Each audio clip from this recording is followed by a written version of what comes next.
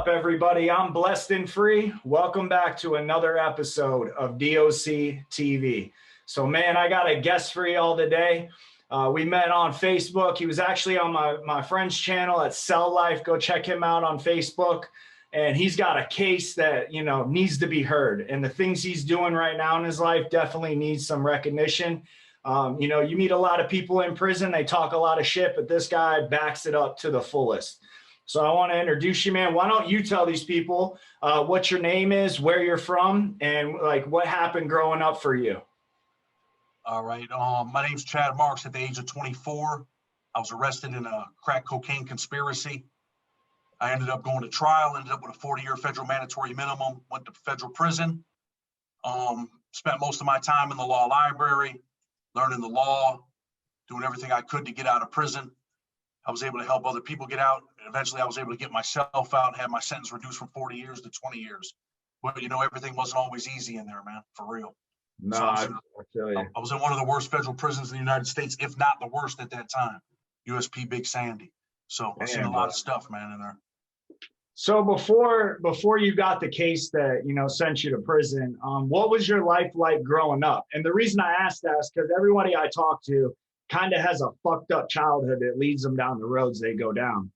Yeah. Well, for real, man, my father was a dope fiend, man. Okay. He died getting high, shooting dope. My mom was pretty much a single mother. She worked a job, but we were poor. My brother ended up killing himself. Things got rough after that. So I ended up growing up with my sister, dude. We were like, really, my mom went from working to, poor mother on welfare and just a rough life, man, growing up. So I turned to the streets, man. I turned to the streets at 13.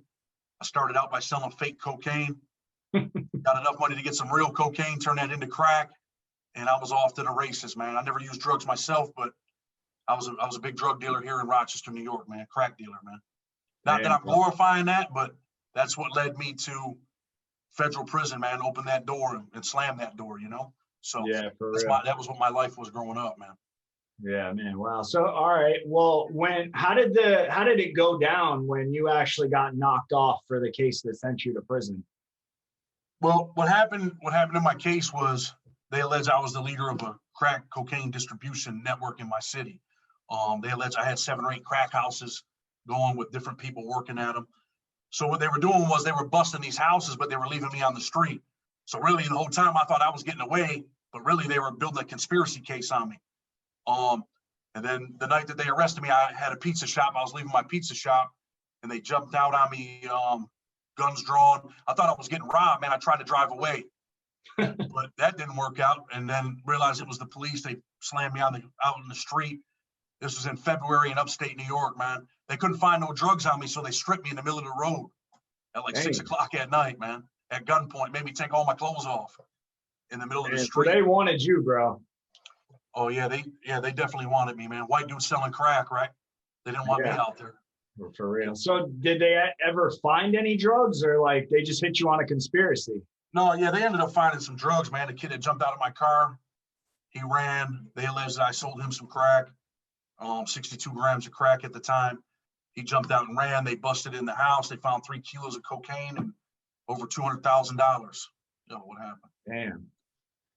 So what was going through your head, man? Like, I mean, I know, like, after you get arrested, you're sitting in there and you're like, damn, dog, like, I'm about to get fucked right here. So, like, what was going through your head other than that? Like, did you have, like, the capabilities to get a lawyer and do all that shit? Well, that's what it was, bro. I thought, hey, man, I'm cool. Because for real, I was arrested by the state. But really, it was a state and federal task force. Oh, okay. Arrested by New York State cops, right? But within 3 or 4 days, they took me over to federal court.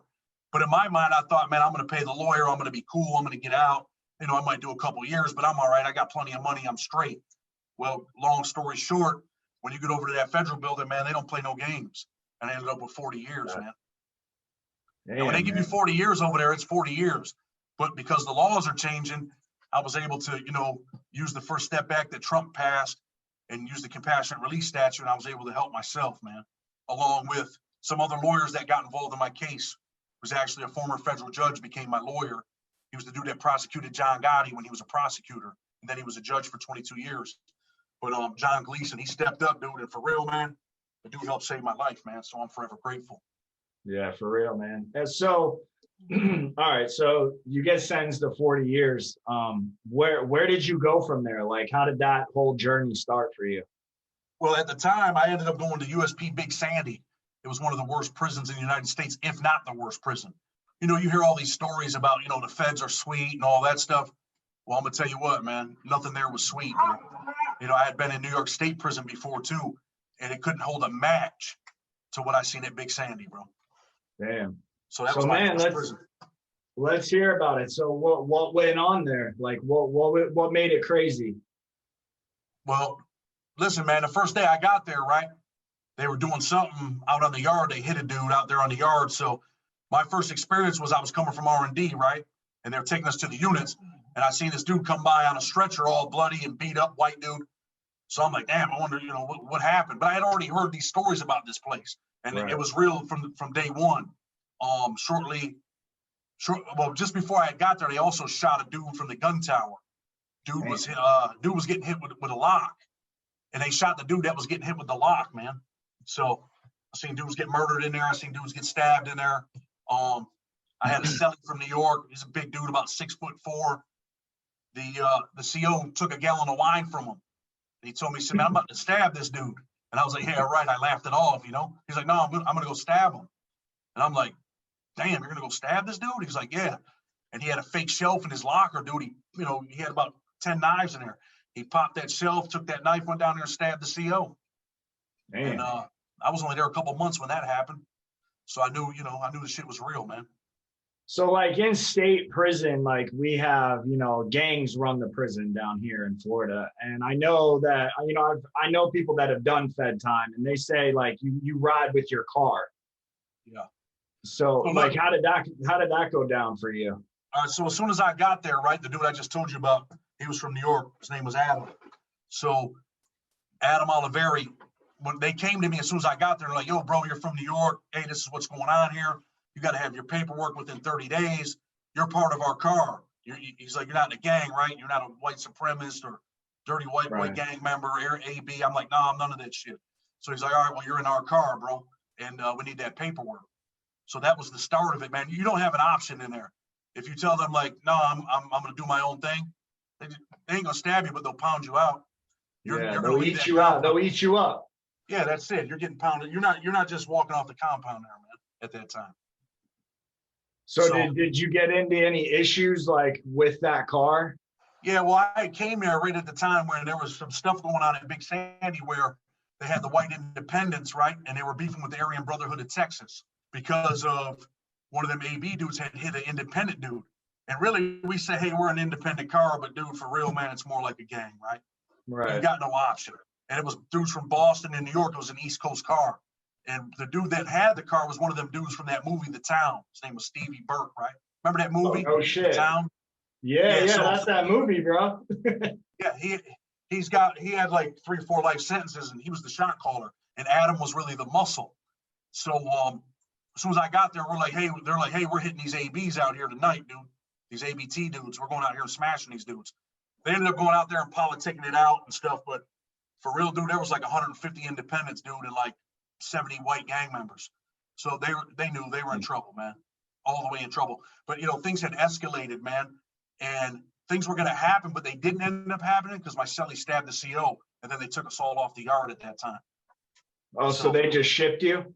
Well, what happened with me was they took all the shot callers off the yard, and then there were some issues that I had with this kid named Ace, and dudes kind of looked up to me like, hey, man, we really want you to be the shot caller, but he had his own section of dudes where they wanted him to be the shot caller, right? For real, dude, I didn't want the position. And he had called me out there. Dude had like 300 years, dude. He had nothing left in life but to be the shot caller, right? Right. So he had called me out there, and I'm just like, dude, I don't even care about this shit. You know what I mean? And he's like, well, you're going to have to decide, man, and understand that I'm the boss. So a couple days later, I was just kind of like, dude, I don't give a fuck about you. Like, who are you? You know what I mean? He was from Ohio, and he was trying to run the independent car. So long story short, dude, they ended up jumping me out there. And, dudes can come on your channel and act like tough guys and all that. But there's plenty of dudes in Big Sandy, dudes that still know me. I was out there whooping them dudes, man, all 4 of them. But I'm hitting these dudes and I'm backing up. But for real, man, I'm looking for the cops to get out there so they don't stab me, man. Right, right. Dude had a knife, but he hesitated, man. He could have stabbed me and he hesitated. He didn't stab me, ended up hitting him and dropped him. And his other dude took the knife and actually threw it down the drain because all the cops were coming. So that's really what saved me, man. And that same dude I'm telling you about, his name was Ace, Warren Beck, almost a year to the day, he was stabbing another dude on the yard. They shot him, killed him. They hit him with an AR-15 like 3 or 4 times in the back, blew his guts out. The nurse was actually trying to put his guts back in his stomach and brushing the dirt off him, man. So, damn. Dude had like 300 years, man. So, all right, man, that's fucking crazy.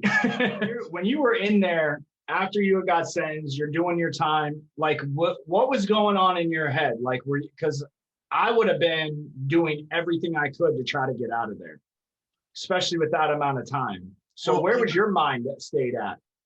Man, keeping it real, right? In my mind, I knew there were issues in my case, right?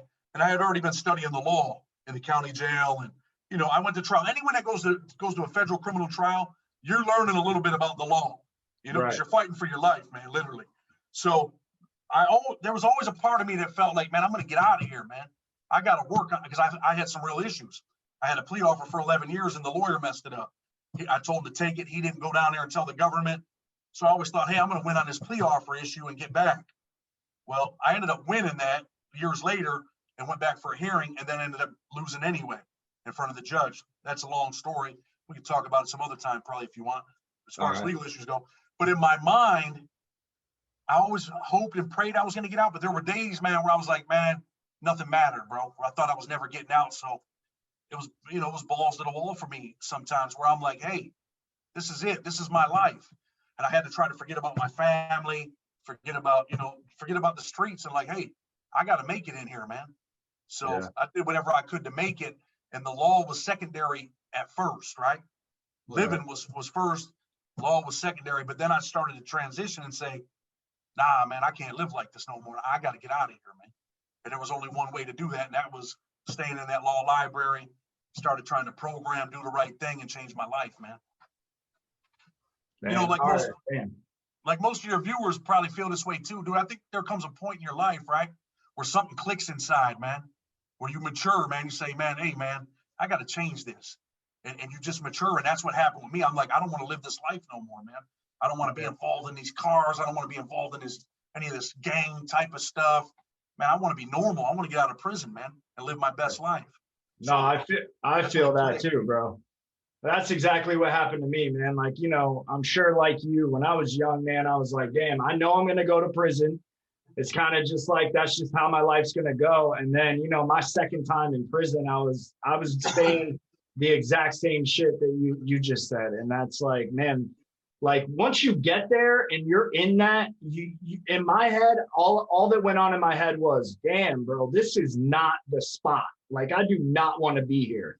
And that's what happened with me, man. I just said, you know what? I want to have a normal life. Once you live that life of chaos for so long, that shit don't seem cool. It seems cool to the people that haven't really been in the trenches and really done that shit. So I feel that 100%, man. So, you know, a lot of dudes go to these low securities, these medium security prisons, and they're, you know, but man, when you go in there, man, where it's it's a dog eat dog world, man. So, and you start to be like, man, I definitely don't want to live like this, man. You know, you start to value your freedom. And, you know, I've been home 5 months today after doing 17 years, 5 months and 21 days. And I can tell you wholeheartedly, man, I will never, ever again commit a crime because I'm not going back in there to live that life. And the prison system's changing, man. A bunch of them dudes in there are junkies, stealing people's stuff, smoking K2. So you're going to be put in a position where you got to kill one of these dudes because they're retards. I've never put myself back in that position, man. Well, man, salute to you for that, man, because there's a lot of people that get caught up in that, you know, well, I know I'm going back. Let me just sell as much dope as I can until I do. So props to you, bro, because that's not like most people aren't coming out with that mindset, or they may come out with it, but they don't put any action behind that. And so that's awesome that you're doing that, man. All right. So when you were in there, did you have like your people ride with you through that time? You're like your parents, your girl, anything like that? Well, when I went to prison, I was married, man, and the chick I was married to, right? Like I loved her, man. I cared about her a lot. But obviously, man, she couldn't wait no 40 years, right? I mean, what chick's gonna wait 40 years? Who are you to even really ask a chick Ask to do that. something like that? You know what I mean? Like Yeah. she was, she was a pretty girl, man. She had to go on with her life, and that's what she did. But the one person that was always there, man, was my mother, man. Mom is always there. And then I ended up having a lady that came in my life that helped me. She ran the federal defender's office where I'm from for over 22 years, right? And she had wrote me a letter. And I get a lot of pen pal letters, people writing me, and I usually didn't respond, but this chick was from my city, so I responded. And she was like, hey, I want to help you. And I'm like, I thought she was the police at first, like, what is this chick doing? And then she wanted to come visit me. She came to visit me, long story short. She told me she can go to my judge, and she thought that she can get a letter for supporting my clemency based off all my rehabilitation and the change of my life, and she did that. And I think that played a major role in my judge making the decision that he made to reduce my sentence, man. So that chick, Lisa Jacoby, like, phenomenal person, man. She saved my life, man. That's how I feel. But yeah, man, my mom was always there, bro. Yeah, Mama Dukes, man. You always count on Mama Dukes. All the homeboys, all the people I was getting money with, that was all over with, man. Yeah, I feel that too. So all right. So what would you say is the craziest prison that you actually ended up in? Was it that first one that you went to? Man, listen, I've been in 2 prisons that were, man, bad news, man. Big Sandy was probably the worst prison at the time in the United States, right? Hands down. Worse than these state prisons, worse than Angola. But I was in USP Pollock too, down in Louisiana. And it was, dude, they had 3 dudes get murdered in one day down there. So that was a real dangerous prison, man. But Big Sandy, no one gave a shit, dude. The cops were scared. The prisoners didn't give a shit. It was dangerous, man. So yeah, I would say Big Sandy was probably the worst prison I ever been in my life. And I've been in New York State. I was in Atticus prison, where the famous riots were in the 70s. Right. Those places couldn't hold a match to Big Sandy, man. So what did you see as far as the guards and the corruption goes in prison? Oh, man. Long story? I mean, hey, the corruption is, listen, man, Kentucky, I was in Kentucky in Big Sandy, right? That's the federal prisons in Kentucky. And, up there, man, it's a place that was known for poverty, bro. So people would come in there. You had cops in there doing all kinds of stuff, bringing in heroin, bringing in cell phones. And not everyone, but, there were a few select people. And, a bunch of the cops were scared. So like I told you, dude, the first day I was at that prison, this dude slapped the CO in the middle of the day room. And he's like, he grabbed his face, like, what did I do? And all the New York dudes in the New York car, black New York car, they circled the cop. So it was easy to intimidate people in there, man, to get them to do the things that you wanted them to do. So a lot of them dudes were doing that, Damn, that's crazy, man. So yeah, corruption was at an all-time high there, man. So, I mean, I want to get to the point where you obviously started fighting your case and started doing the legal work before the living the prison life.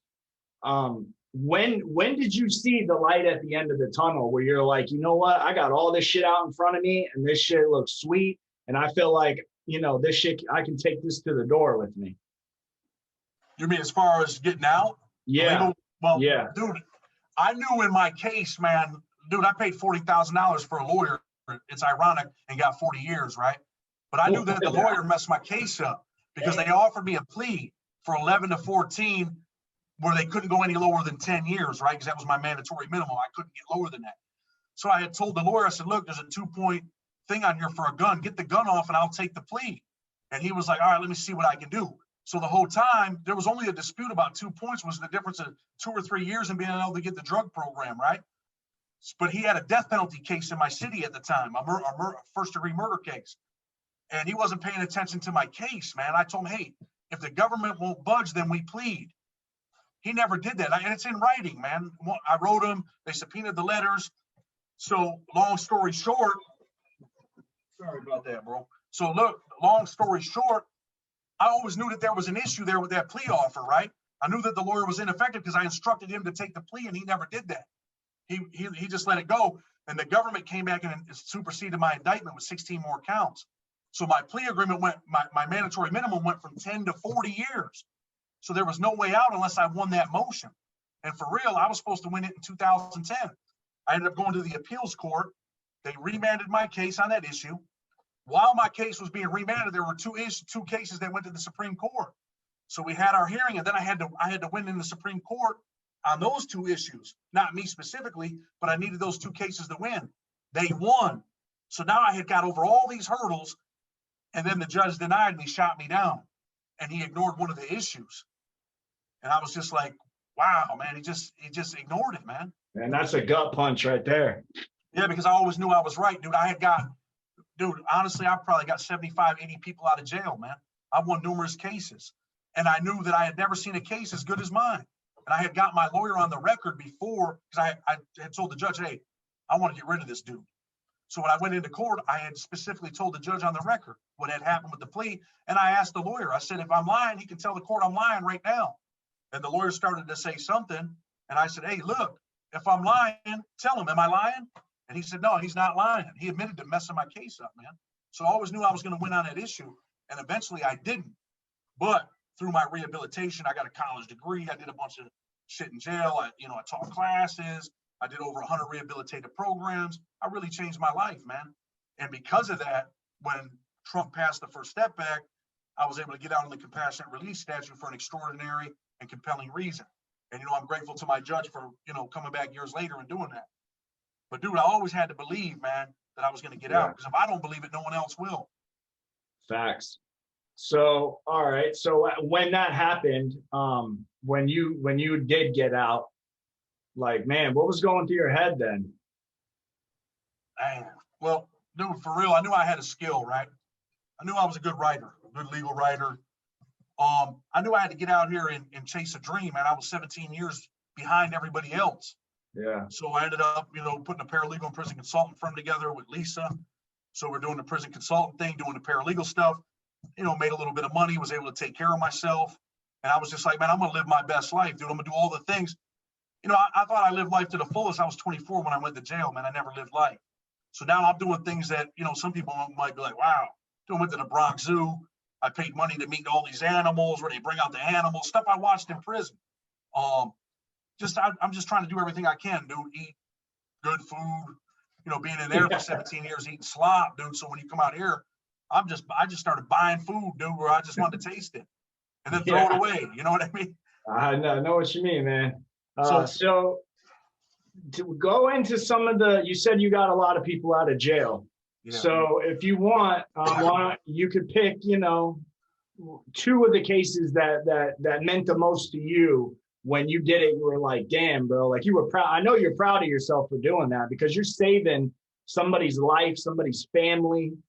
So what would you say are the top two that stay with you today in your heart? Well, I had this old black dude come to me in the law library named Ronnie Lauderdale, right? And he told me, hey, look, man, I got life, man. I'm never getting out. I'm a nonviolent drug offender. Is there anything you can do to help me? So what I did was I ended up writing that compassionate release motion for him as well. I told him, look, dude, I went through the transcripts. The judge was real nasty to him. I said, dude, we're probably not going to win this, but if you want to try, man, we'll go ahead and take a shot at it. So I ended up doing his case. I wrote mostly everything in the case. He ended up getting a lawyer at the tail end. I told the lawyer kind of what to do with the COVID-19 stuff. I ended up winning that case, dude. I went home June 25th, right? He walked out the next day with a life sentence, bro. So that's always stuck with me. Man. There's another dude that I was working on his case named Rodney Love, and his son is that rapper Lil Baby, right? I was in prison with Rodney. He had life plus 55 years. So with him, he lived across from me, man. I like this dude, man. Good dude, right? He ended up getting clemency from Obama from the life plus 55, but he still left him with like 30 years and left the 2 gun charges in place. So I ended up doing his case. It's been in the court for a long time, man.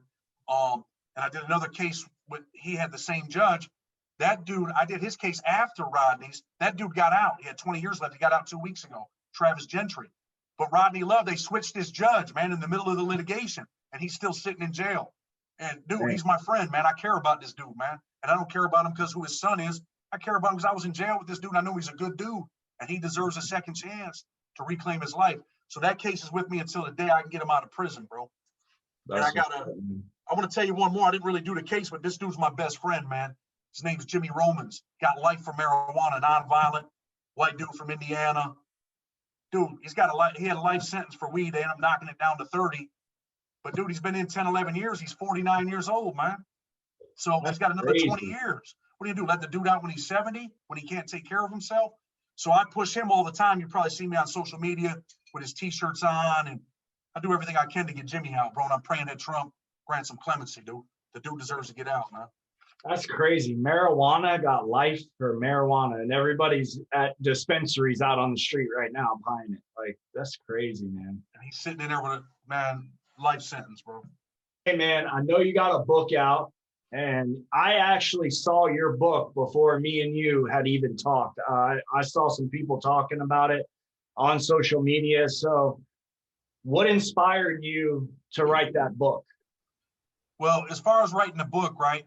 Being in prison, I had seen all these prison books, man. Everyone had a story of redemption and how they went to prison and it was tough and they changed their lives. And I was like, these dudes can't write the story that I can write because they've never been in the places that I've been, right? They don't have the experience that I have. So I decided to write a book called Blood on the Razor Wire. It was about USP Big Sandy. My book's not a story about redemption, man. Although I am redeemed, it's not about redemption. It's about what's really going on in there. I mean, there's a lot of violence in there. It's graphic at times, but it's real. You know, nothing's made up, man. And it's not that sweet, you know, story where, oh man, Jimmy went to jail and did a great job and got out. It's a story about what's really going on, what dudes go through, man, that people don't understand. You know, not just, you know, a lot of people in there are faking it to make it, man. And, you know, I'm a believer that you got to, you know, protect the image that you project. You know what I mean when I say that? When you walk in there, everybody's got to be a tough guy. But there's times when even the tough guys have, you know, times where they're like, damn, man, like we just said, we don't want to live that life no more. Right. So I take people on this journey, man. And I'm, you know, the subtitles, One Man's Journey Through the Violent Federal Prison System in the U.S. The federal prison system isn't what people think. Oh, it's camp fed. People are playing tennis. They're eating steak. That shit's all bullshit, man. People are dying in there, man, daily. I was in a prison where dudes just make up reasons to stab you, man. They just make up reasons. I got stabbed for $45, man. Dude owed me $45 and stabbed me because he didn't want to pay me. Yeah, man. Book, Blood on the Razor Wire. I mean that, man. Blood on the razor wire. There was blood left there on a daily basis, man. And I want people to walk inside of the criminal justice system. I want you to see why people are in there stabbing people, because they had nonviolent drug offenses and ended up with life sentences. They ain't never getting out. So there's nothing to lose, man. And I used to say that at times. Hey, the only thing that can hurt me, I did a year in the hole, solitary confinement. The only thing that can hurt me was if my mother died while I was in there. There was nothing else they could do. They did everything, man. They took my life, man. The best years of my life were gone, man. So in my mind, I'm thinking, man, I might end up getting out when I'm 64 years old. Go in at 24, come home at 64. And I wanted people to see what it's really like, the emotions, what dudes go through when you're on that bus, when you get to that prison, when people are getting stabbed. It's not, this ain't 60 days in, man. It ain't that type of, you know what I mean? This is like gangland 100 times what you see on television, man. This is real gangland. And you know, in the feds, dude, there's people that come from all over the country, man. There's a lot of politics. You got dudes from Florida, dudes from the West Coast, dudes from the East Coast. We all got different politics, man. So, you know, you take dudes from California, New York, Texas, you put them all in one prison. What do you think's gonna happen? A bunch of crazy shit. There you go, man. A bunch of crazy shit for real. So if anybody's watching this right now, where can they get this book? You can go on Amazon.com, Blood on the Razor Wire by Chad Marks, M-A-R-K-S. You can get it on Amazon. You can get it on Kindle. You can get it in paperback. I'm actually going to do the first virtual book signing live on Facebook ever. What's up, man? Ever in history. You know, I think outside the box, man. I'm going to answer questions. People want to ask questions about prison, law, whatever. That's what I'm doing. So I'm going to definitely do that virtual book signing, but they can get that book on Amazon.com, man. All right. And I'm going to put the link in the description of the video. So in case, you know, you can just click that link and it'll take you right to Amazon. So you guys can check the book out. So what if someone has a family member that's in federal prison and their case is whack? How can they get a hold of you to try to get some help for that case? Well, this is the thing, right? We got a website. They can find it at www.myfreedomfighters.com. My email is freedomfighterspc@gmail.com. So they can hit me up on the email. I don't charge anybody anything to look at the case, do a review. If I think I can help you, I'll tell you I can help you. If I can't, I'm gonna tell you I can't help you. That's good, because most people will, you know how it is in there. There's so many jailhouse lawyers. You give them money, they say they're going to do this and that, and they don't do a fuck thing. So that's good. You're being honest just right off the rip with it. So I appreciate. Well, they can go on that website, dude, and see a bunch of the cases that I won. Dudes that got out with life sentences. I got my buddy out, Asian kid. He just had 15 years left. I just got him out about 4 or 5 days ago. So we win cases. I did Russell Simmons' son's case, Jinx the Juvie. He's a rapper. He's back in court right now on his 2255 post-conviction. So hoping that he ends up walking out of there too. But there's some credibility there when you go look at our stuff, man. And the best part is, dude, I'm a firm believer that it's okay to make $1 while you make a difference. But if you're not making a difference, there's no reason to make $1, man. You don't have to steal people's money. Absolutely, man. Where's your path taking you now? Obviously, I know you're doing your thing with the criminal justice system and helping guys get out, but where do you see yourself in 5 years, man? Well, 5 years from now, man, this is what I really want to do, man. I love kids, right? And I want to put a program together here in my city to get kids job ready instead of jail ready, man. So they don't go down the road that I went down. I want to make enough money to be able to do that. And I also want to help dudes with reentry, man. Because when I walked out here, dude, I was lost, man. I didn't even know how to use a credit card. And I was scared that people would yell at me behind me. So, what the hell? You're 40 years old. You can't use a credit card? So I waited really until there was like no one around. And I went to PetSmart to practice with the credit card.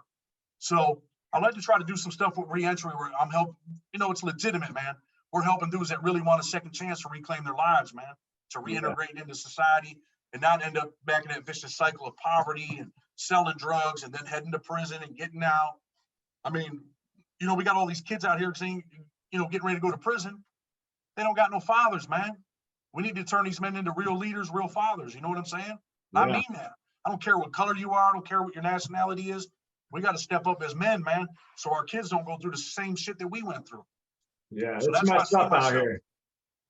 That's cool, man. I'm also a big advocate on the reentry too. I'm in a reentry group and, a masterminding group, kind of coming up with different strategies to help, man. I have a friend that's actually in prison, just did 15 years, getting out to nothing, nobody, nothing. So what do those guys do? You know what I mean? And I think I salute you for doing that as well, because it's easy. It's out of sight, out of mind. Somebody that gets locked up and you kind of know they're still there, but you forget about them. And the people that are forgotten about need to be seen and heard and helped, because it's not easy, man. 100% not easy. And that's, look, man, you hear a lot of dudes in jail say, hey, when I get out, I'm going to do this, I'm going to do that. Dude, I told all them dudes the same thing. And guess what? I came out here and did everything I said I was going to do, man. I'm the voice for the voiceless. That's what I want to be. Because like I tell people all the time, it's not the Chad Marks story, man. It's about everyone else getting out of prison and doing what I said, man. Being real fathers, real leaders, living your best life like that song says. I want to live my best life, and I want other dudes to do the same. There's a lot of good dudes in there, man, that deserve a second chance. Dudes that deserve to get out and be with their families. I mean, you might have seen that Super Bowl ad with Alice Johnson, right? Trump let her out, pardoned her. You see how happy she was when she ran out there to her family? This is a 60-something-year-old grandmother, African-American woman, sentenced to life, bro, for nonviolent drug crime, man. First-time offender. Obama left her in there. Trump let her out. So when you see that lady running across that street and she sees her family after 20-something years, you want other people to experience it. It's a good feeling, man. When I win cases, it's a good feeling, bro. Yeah, definitely, man. Yeah, that's crazy. All right, man. Well, I just wanted to thank you for coming on the show. And I also, want to remind everybody, probably going to have you back on the show just to talk about some other situations that you went through. But in the meantime, I'm going to link all his information in the description of this video. And don't forget to subscribe to the channel, hit that like button, show some support. He's doing big things, man, and you got to give him credit for that. I mean, you got to respect it. But hey, with that, it's DOC TV, and we're out.